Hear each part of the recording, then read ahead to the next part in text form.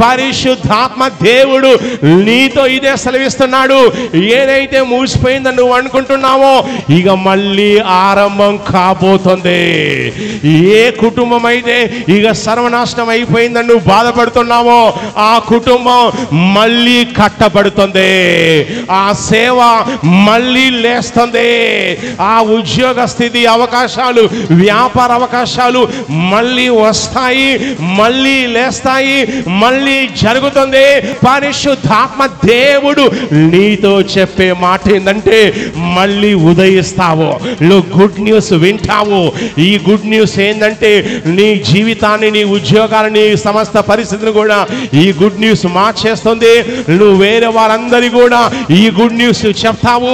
దేవుడు ఈ good news ద్వారా నీ స్థితి గతిని మార్చబోతున్నాడు.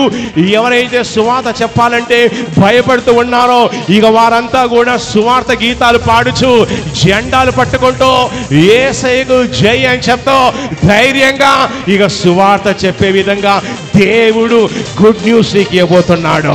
వ్యాపారం చేసే విధంగా దేవుడు గుడ్ న్యూస్ ఇవ్వబోతున్నాడు. ఇక నమ్ముచున్న వాళ్ళు గట్టిగా చప్పట్లు కొట్టి